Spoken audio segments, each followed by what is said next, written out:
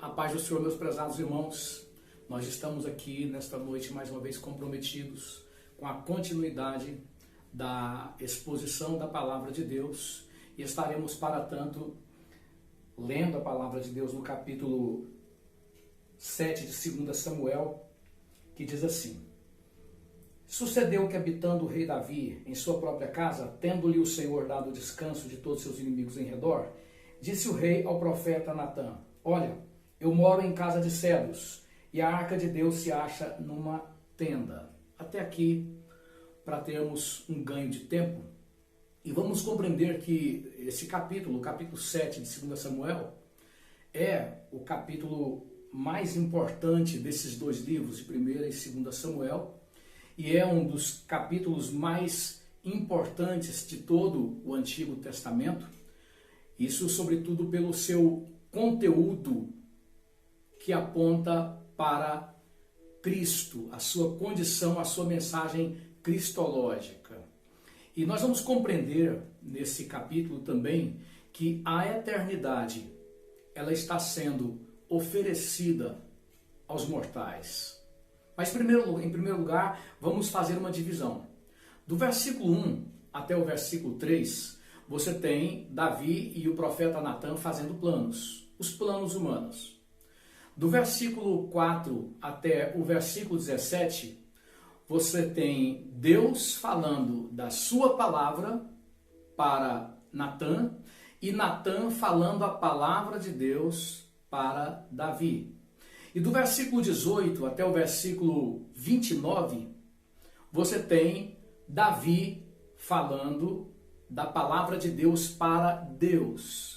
Eu sei que soa um pouco estranho, mas se você continuar conosco até o final, você vai nos dar a oportunidade de explicar o que quer dizer Davi falando da palavra de Deus para Deus.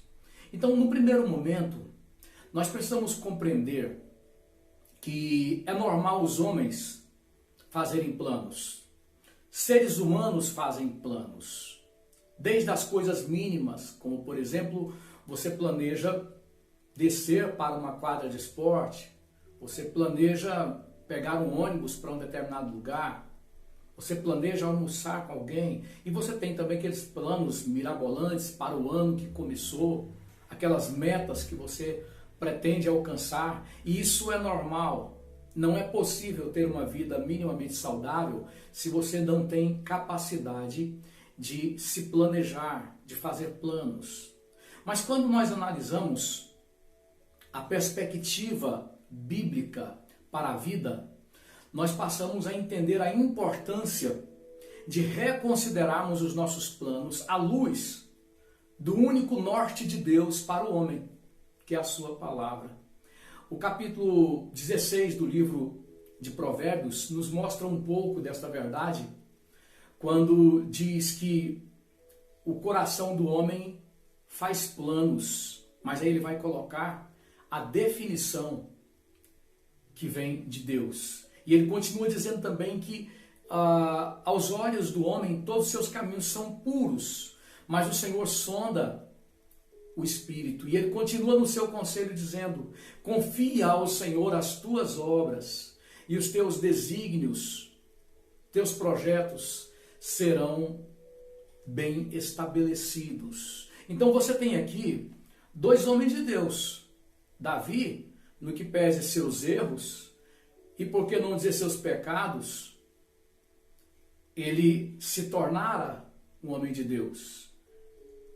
Como temos dito, os homens de Deus do Antigo Testamento foram homens também pecadores.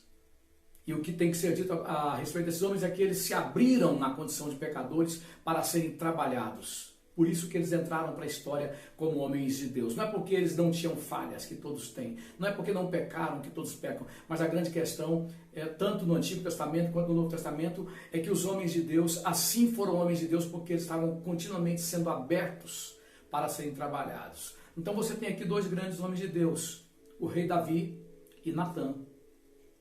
E esses homens de Deus, conhecedores da palavra de Deus, fazem planos. Isso é muito importante porque na condição de homens de Deus, eles fazem planos que não eram os planos de Deus. E não estavam pecando por isso. Não nesse contexto. Nós, na condição de salvos e servos de Deus, podemos muitas vezes fazer planos que não são os planos de Deus. E a importância da palavra de Deus como o único norte das nossas vidas, para que os propósitos de Deus prevaleçam e não os nossos, aqui vai se tornar inquestionável. Porque Natã, o profeta, um grande homem de Deus, sobre o qual não caiu nenhuma mácula, esse homem aconselha Davi, vai, constrói o templo. Eles entram num consenso ali sobre o templo. Davi coloca uma questão sincera, honesta. Eu moro em casa de marfim, mas a casa de Deus está em tendas. Então ele está bem intencionado. E Natã corrobora com ele, dizendo, vai, o que está no seu coração, faz porque o Senhor é contigo. Entenda que até mesmo a expressão, o Senhor está contigo, ela passa, nesse contexto, a cair num vazio. Porque era uma expressão que ela não era consistente dentro de uma direção de Deus. Mas numa conversa entre amigos, você pode achar, olha, isso aí só pode ser de Deus. Né? Às vezes você pode aconselhar alguém na sua melhor intenção, falar, olha, Deus só pode estar nesse negócio, isso aí não tem nada de mal, não tem nada de errado. Em nada fere a sã doutrina. Mas como é poderosa a palavra de Deus? Para nos mostrar que não é porque não é errado, não é porque aquilo não atenta contra a sã doutrina que deve ser feito. Os planos de Deus vão bem para além dessas considerações de estarem certas as coisas, as intenções, ou estarem erradas, vão para além disso. É claro que, acima de tudo, para se agradar a Deus, nós temos que estar comprometidos com o que é certo. Com o que é certo. E não podemos ter uma visão pragmática. Bom, vai dar certo. Não é certo não, mas vai dar certo. Essa visão mundana não pode ser para nós. Então, temos que estar comprometidos com o que é certo, a ética dos céus. Né? Mas muitas vezes é certo aquilo ali, mas não é aquilo que Deus quer, aquele projeto. Construir uma casa, um prédio, para que ali se adore a Deus, é certo, não tem nada de errado nisso. Mas Deus pode ter outros planos do que pede aquilo ser certo. Né? Então, Natã, comprometido com a ética da eternidade, ele vê algo ali que é certo e ele diz, olha, Deus só pode estar nesse negócio, é o que aqui a gente parafraseia. Né? Mas logo após essa conversa de Natã e de Davi, o versículo 4 vai mostrar que vem à noite a palavra de Deus para Natã. E eu estive analisando pelo menos 17 vezes os termos que são intercambiáveis com palavra de Deus aparecem só nesse capítulo, no capítulo 17. Nessa conversa que Deus tem com Natã, como falamos, no primeiro momento você tem os planos humanos, né, entre Davi e Natã. No segundo momento você tem a palavra de Deus corrigindo os nortes, chamando Davi para recuar daquele propósito. Então você tem do versículo 4 até o versículo 17, Deus falando a sua palavra para Natã. E nesse mesmo contexto, nessa mesma direção do versículo 4 ao 17 também, você tem Natã falando a palavra de Deus para Davi. Então você percebe que aí prevalece a palavra de Deus. E em todo esse contexto, você vai perceber que o propósito de Deus, ele dirige-se à importância do relacionamento com o seu povo. Deus fala para Davi da onde foi que Davi veio, da onde Deus o tirou da malhada, o tirou do aprisco. Ele era pastor de ovelhas, uma profissão desprezível naquela época, para que Davi passasse a existir para um propósito maior. Era como se Deus estivesse falando, eu te chamei para algo bem maior do que você possa imaginar. E quem vai te dirigir não são suas boas intenções, mas sou eu. Não é? Quem vai te dirigir não são os seus conceitos, mas é eu, através do meu único instrumento da minha graça, que é a minha palavra. Então começa a falar para ele. dessa direção. Naquela mesma noite veio a palavra do Senhor a Natã dizendo: vai e diz a meu servo Davi, assim diz o Senhor, edificar-me-ás tu casa para minha habitação, porque em casa nenhuma habitei, desde o dia em que fiz subir os filhos de Israel do Egito até o dia de hoje, mas tenho andado em tenda, em tabernáculo, em todo lugar em que andei com todos os filhos de Israel. Falei acaso alguma palavra com qualquer das suas tribos, a quem mandei apacentar o meu povo de Israel, dizendo: porque não me edificais uma casa de cedro? Agora, pois, assim dirás ao meu servo Davi: assim do Senhor dos Exércitos, tomei-te da malhada de detrás das ovelhas, para que fosses príncipe sobre o meu povo, sobre Israel, e fui contigo por onde quer que andasses. Eliminarei os teus inimigos de diante de ti, e fiz grande o seu nome, como só os grandes têm na terra. Prepararei lugar para o meu povo, para Israel, e o plantarei para que habite no seu lugar, e não mais seja perturbado. E jamais os filhos da perversidade o aflijam como dantes, desde o dia em que mandei houvesse juízes sobre o meu povo de Israel. Dar-te-ei, porém, descanso de todos os teus inimigos, como também de todos os teus inimigos, também o Senhor te faz saber que ele, o Senhor, te fará casa. Então, veja bem, Deus coloca algo que precisa ser entendido claramente por nós. Eu não pedi para você construir uma casa para mim. Eu habitei em tendas, minha arca esteve em tendas. Desde o momento em que eu tirei o povo de Israel do Egito, minha arca esteve em tendas. Irmãos, sabe, isso é tremendo para as nossas vidas, porque você vê os monumentos que são construídos mundo afora, os prédios que as pessoas convencionam chamarem de igreja, né? E a nossa cultura religiosa carente de correção, que só é possível se o povo voltar à simplicidade da palavra de Deus. Essa cultura nos mostra que prédio é igreja. Nós temos até aquela prática, aquela pergunta: vamos à igreja? Quando a igreja somos nós. O ideal seria perguntar: vamos congregar hoje? Mas a cultura romanista, idolátrica, né? Só vamos à igreja. Então isso é milenar. Os pagãos, os seguidores das N religiões ao longo da história, que não conheceram a Cristo, não conheceram a Deus, eles também tinham um prédio que eles chamavam de a morada do Deus, em termos pejorativos, né? E isso mostra muita coisa errada no nosso convívio, né? E desde os tempos mais antigos, o povo de Israel tinha esse pensamento equivocado: templo do Senhor, templo do Senhor. Isso levava o povo a ter um apego àquilo que eles entendiam como sendo obra do Senhor, em prejuízo do Senhor da obra, né? E aí você para pensar no sangue que foi derramado, quanta barbárie, quantos milhões não morreram em nome da religião que cabia dentro de um templo, em nome da religião cujo Deus cabia dentro de um prédio. E aí Deus pergunta para Davi, ironicamente: você vai conseguir me colocar dentro de um prédio? Você acha que eu, sendo o eterno, minha é a terra em toda a sua plenitude, você vai conseguir me colocar dentro do seu projetinho? Muitas vezes nós temos um projetinho para tentar colocar Deus ali dentro, não é verdade? Muitas vezes a nossa concepção denominacional, eclesiástica, quer colocar Deus dentro de um quadrado. Então Deus pergunta para Davi: você acha, aqui eu estou parafraseando, é claro, né? Você vai construir uma casa para me colocar dentro? Desde o Antigo Testamento, Deus queria passar para o seu povo que o seu propósito era de relacionamento. Eu andei com vocês, eu vi a aflição de vocês no Egito, eu estava lá. Eu caminhei com vocês no deserto, como coluna de fogo à noite, como a nuvem que protegia do calor causticante durante o dia.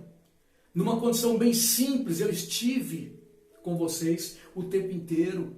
Não é? Você fica pensando nas estruturas, nas capitais, nos monumentos faraônicos que são construídos para que as pessoas exerçam atividades, vamos dizer assim, seculares, para que parlamentares ocupem aquele prédio, para que juízes ocupem aquele prédio também suntuoso, e tão pouco disso chega de fato ao cidadão. Aquilo é a glória deles. E Jesus exerce o seu ministério de uma forma simplória, até dizendo, o Filho do Homem não é como as aves dos céus, que tem seu ninho, como as raposas que têm seus covis. Pelo contrário, ele não tem aonde reclinar a sua cabeça. Eu não vim para ser servido, mas eu vim para servir. E Jesus cumpriu seu ministério andando a pé, andando no máximo de jumentos, né? Estando com todas as pessoas numa condição bem simples. E quando as pessoas falam daquele templo, aquela glória daquele mundo, porque era uma das maiores maravilhas do mundo, tanto o templo que Salomão construiu e que foi destruído em 586 a.C., quanto o templo que Herodes construiu em 46 anos, também foi destruído em 70 depois de Cristo, eram maravilhas daquela época. E os discípulos chegam para Jesus e falam, olha, Senhor, que obra, que magnífico. Eles queriam entender que Jesus, por falar que ia ser crucificado, estava melancólico, então precisava sair daquela condição melancólica, vendo aquela maravilha. E Jesus, não, isso aí não vai ficar pedra sobre pedra. E ele fala ainda para os líderes judeus que o templo era o corpo dele, que seria derrubado através da morte e que ressuscitaria em 3 dias. Então, essa grandeza, esta glória real que aponta para Cristo, já estava sendo transmitida para o povo de Deus desde o Antigo Testamento. Não tem como colocar a glória da segunda casa, como Deus falou para Ageu, a glória da segunda casa será maior. Não tem como colocar Cristo dentro do seu projetinho. É tudo o contrário. Deus quer te chamar do seu conceito equivocado de vida cristã, de vida matrimonial, conjugal, família, o seu conceito equivocado de vida material, o seu conceito de vida em geral. Ele quer te chamar dessa condição aí, para que você participe de um relacionamento que vem da eternidade. Eu habitei com o meu povo nas tendas, as chamadas Sukkot, né? Plural de Sukkah, que tinha até a festa dos tabernáculos, ou a festa da Sukkot, né, de Israel, uma das 7 festas. Habitei com vocês nas condições as mais simplórias, nunca pedi isso. No entanto, ele vai colocar também que futuramente Salomão haveria de construir uma casa, mas o contexto aí é levar o povo nesse envolvimento de construção de uma casa a compreender a questão relacional entre eles e Deus. A importância não estava na suntuosidade do templo a ser construído, mas estava na importância do relacionamento a ser desenvolvido. Se o seu projeto ele contribui para que o seu relacionamento com Deus cresça, então Deus está nesse negócio. Agora, se o seu projeto não contribui para que o seu relacionamento com Deus cresça, isso aí é coisa da sua cabeça que precisa ser revisto, né? E lá no capítulo 7 de 2 Crônicas, ele vai dizer da mesma forma, olha, essa casa, depois que Salomão constrói o templo, que Davi não pôde construir, teve que recuar para compreender que o propósito de Deus para a vida dele era outro.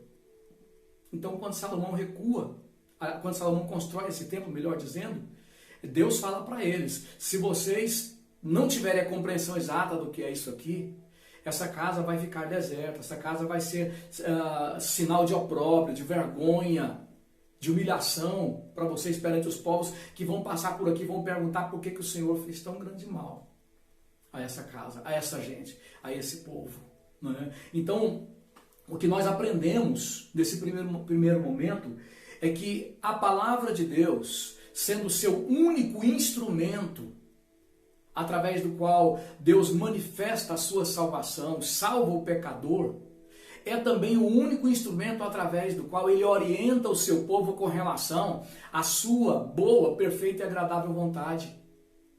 Não nos esqueçamos de que o contexto do capítulo 7 está ali no capítulo 6. Quando o povo de Israel, juntamente com Davi, reunidos ali aos milhares, movidos pela sua boa intenção, se viram envolvidos numa tragédia, a morte de Uzá. Quando a arca do Senhor foi carregada, as coisas de Deus foram feitas de acordo com a mentalidade humana e a palavra de Deus ficou para trás. Boa vontade sem a palavra de Deus não vai impedir a tragédia, vai ser a mesma coisa, não é? Então, aquele povo deixa de lado a palavra de Deus e vai servir a Deus do modo filisteu. As boas intenções, mas de acordo com a concepção mundana.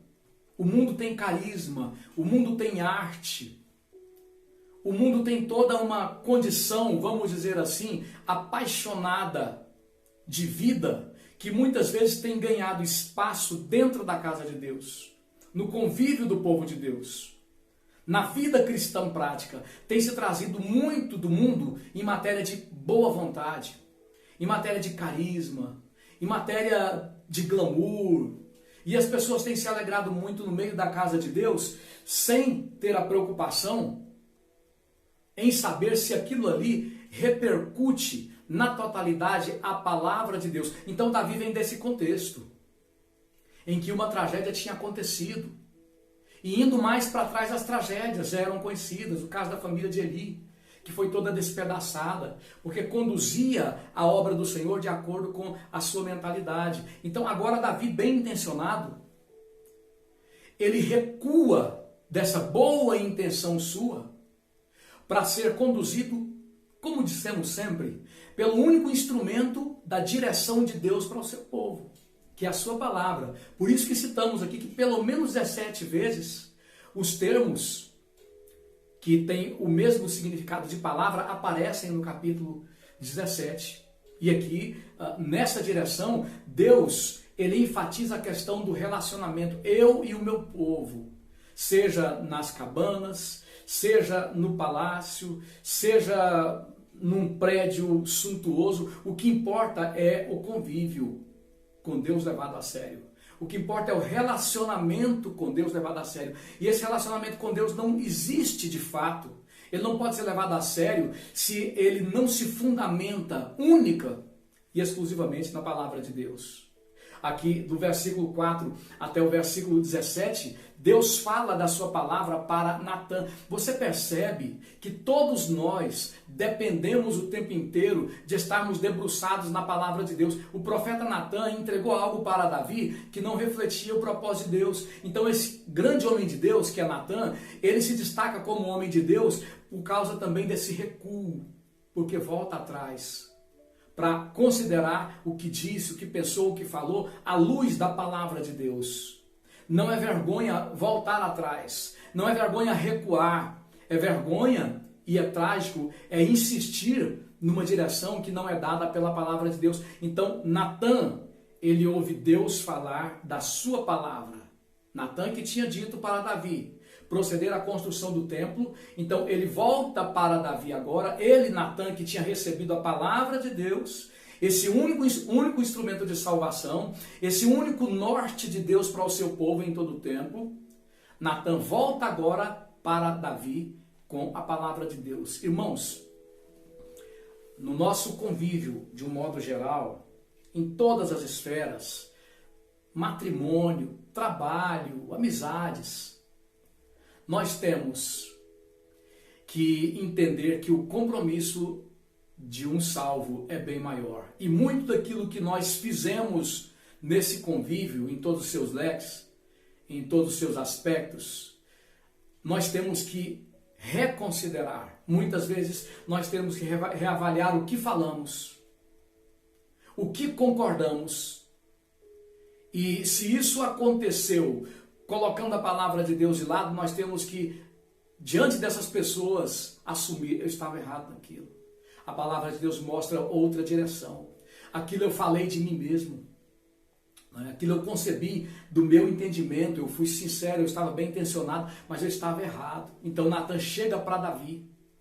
Natã, se não fosse o homem de Deus, poderia dizer, não, mas isso é muito vergonhoso. Eu falei para ele que ele podia construir o templo, agora eu chego para ele e vou dizer que não, que essa não é a vontade de Deus. Como é que fica a minha moral?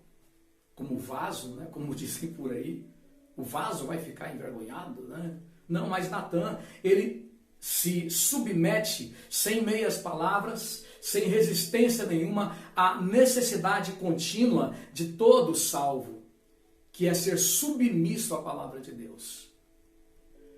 Dependendo do que diz a palavra de Deus, eu avanço ou eu recuo. Tudo que nós somos, que nós fazemos, ou que deixamos de ser, ou que deixamos de fazer, deve ser resultado do nosso foco nessa palavra. Nós recuamos ou avançamos. dependendo do que diz a palavra de Deus. Isso é a vida do discípulo. Isso é a vida do verdadeiro servo de Deus. O seguidor não. O seguidor, ele faz uma avaliação da Bíblia segundo a cabeça dele, segundo os projetos dele, e ele não recua, ele não volta atrás. Essa foi a tragédia de Israel muitas vezes, essa é hoje a tragédia de muitos cristãos, nos vários segmentos, nas várias denominações, porque as pessoas têm uma definição teológica da qual ela não prescinde, ela não abre mão de jeito nenhum. Ela vai até a cova com aquilo ali. Aí faz lembrar aquela palavra lá de Provérbios capítulo 5, né? Ele morrerá, porque sem correção andou, e pelo excesso da sua loucura, perdido cambaleia. O capítulo 17 de Provérbios, versículo 10, diz que a repreensão, ela entra profundo no coração do justo, mais do que 100 açoites nas costas do rebelde. E outro versículo, o 11, vai dizer, o rebelde, ele só se orienta na maldade. Por isso, contra ele será enviado um mensageiro cruel. Nós temos que tomar cuidado. Nós temos que humildemente ter a capacidade, pela graça de Deus, de em todo o tempo andarmos condicionados pela palavra de Deus. Em todo o tempo andarmos submissos a esta palavra. E do versículo 18 em diante, nós vamos entender o quê? Algo muito interessante também para as nossas vidas. Porque Davi, ele vai falar para Deus das palavras de Deus. E você vai dizer, mas como é que é isso? Davi vai ensinar Deus? Davi vai falar para Deus das palavras de Deus? Vamos compreender um pouco.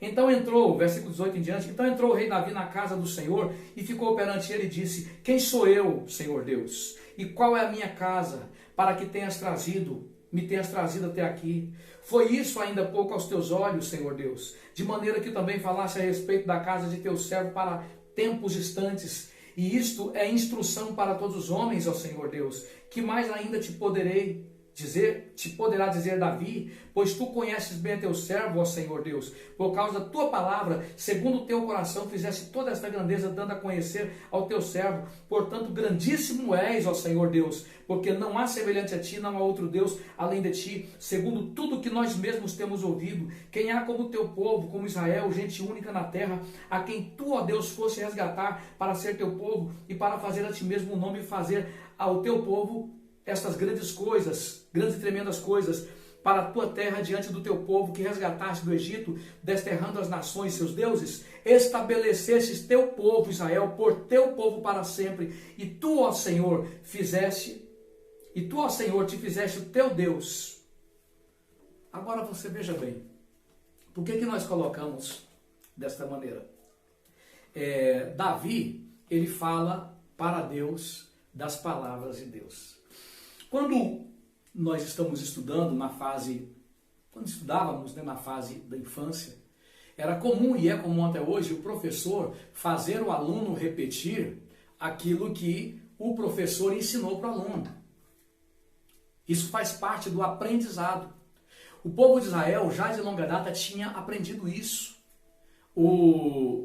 A fé judaica, né, chamada o Shema Israel, colocava exatamente, ouça Israel, o Senhor teu Deus é o único, né, nessa expressão, Shema Israel, Adonai Echad, ou seja, ouça o Senhor teu Deus é o único, lá de Deuteronômio capítulo 6, e dizendo, olha, isso aqui você vai fazer repetir, você vai inculcar os teus filhos, andando, te assentando, te levantando.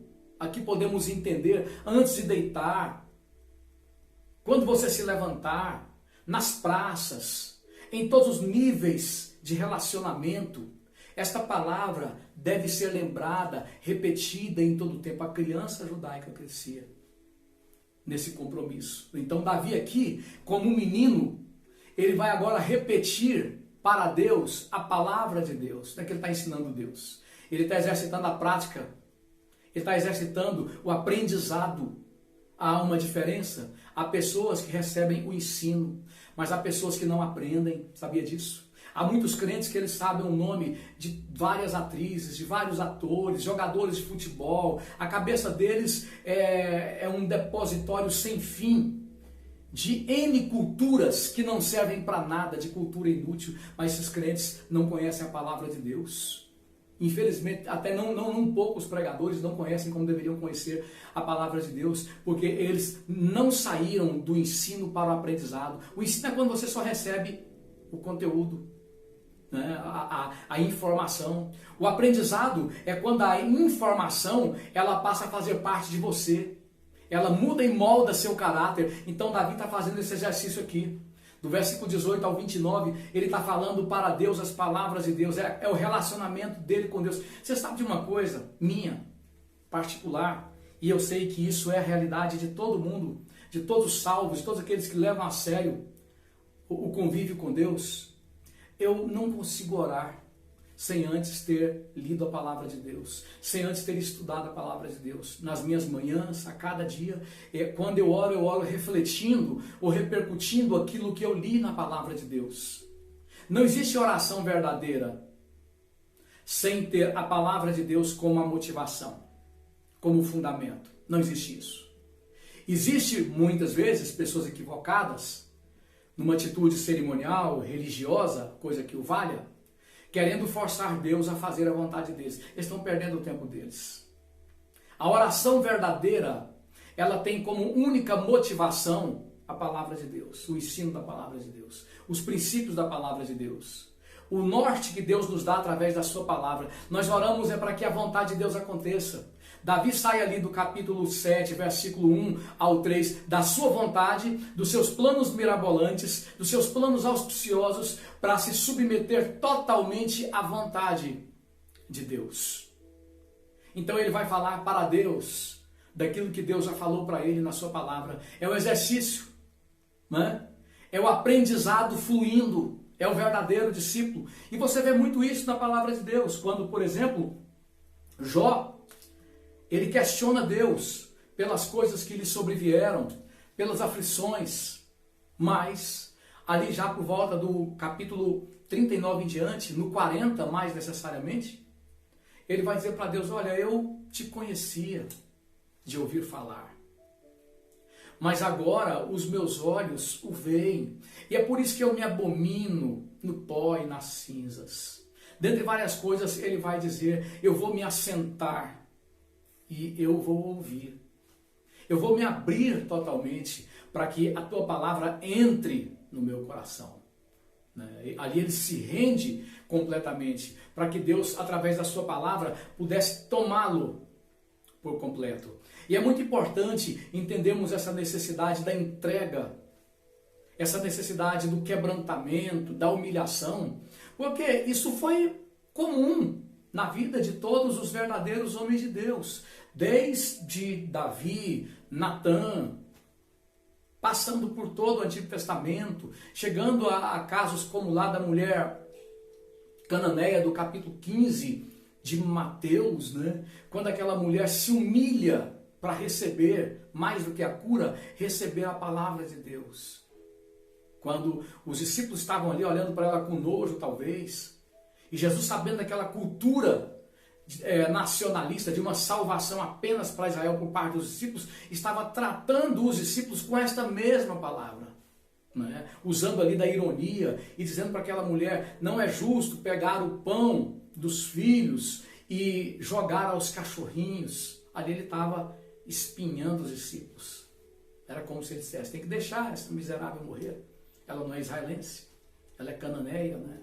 Ela é dessa cultura que é como cão, então deixa morrer. Ele estava ali espetando os discípulos, criando uma situação constrangedora para eles, até que essa mulher, sendo trabalhada pela palavra, transborda nessa humilhação e diz: mas os cachorrinhos, eles comem da mesa,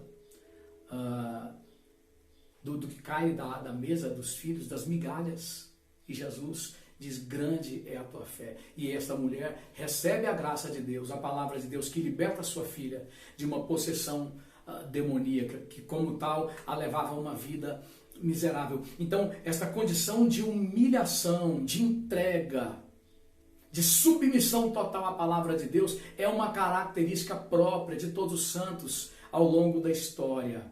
Essa condição de esvaziamento, irmãos, nós estamos vivendo um momento muito difícil, em que a mentira se afirma mais do que nunca como o norte da humanidade. A mentira na totalidade das emissoras vendidas para o engano. A mentira nas escolas. A mentira nas faculdades, nas universidades. A mentira nos vários relacionamentos.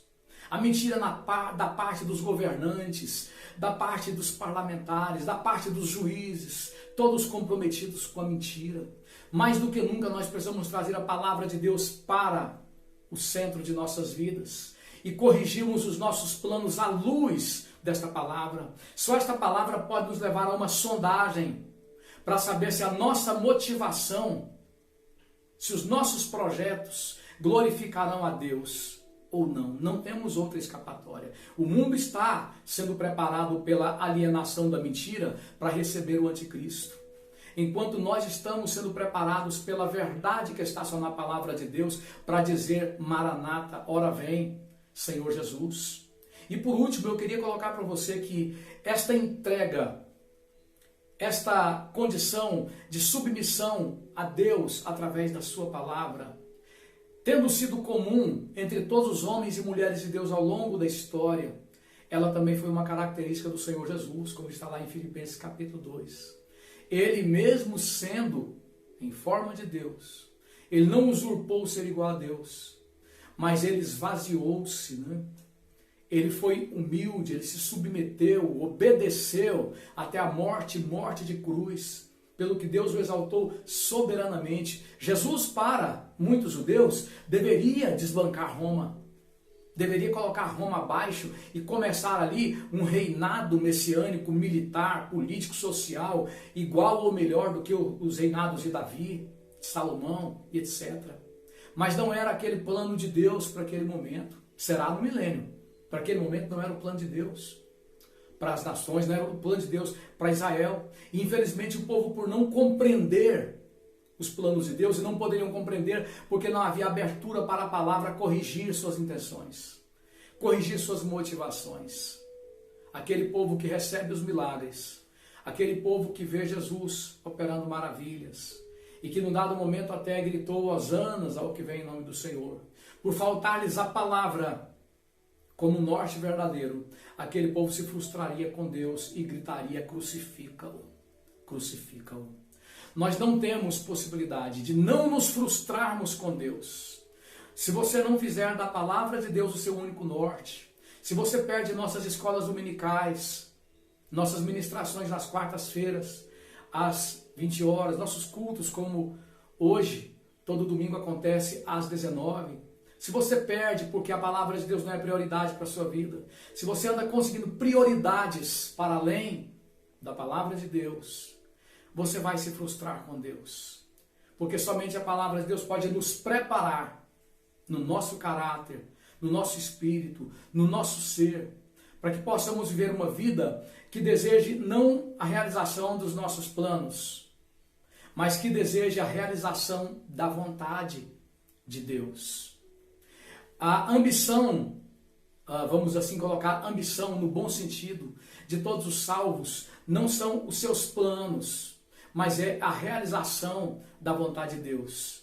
E o crente, ele só é tomado por completo por esse sentimento de desejo, de vontade, de que a realização dos propósitos de Deus se cumpram, se a palavra de Deus tem abertura total na vida dele. Se essa abertura não for total, então as motivações do mundo prevalecerão em nossas vidas, como prevaleceram na vida de Saul e de todos aqueles que o seguiram, o arrastando para a morte, para a destruição. Portanto, nesses tempos de tanta alienação, de tanta mentira, de tanto engano, de tanta influência malévola, de tanta apostasia, nós precisamos voltar urgentemente, apressadamente, para a totalidade da palavra de Deus, para a simplicidade do Evangelho de Cristo Jesus. Nós precisamos corrigir o nosso norte, repensar nosso estilo de vida à luz desse único instrumento da graça de Deus, que é a sua palavra.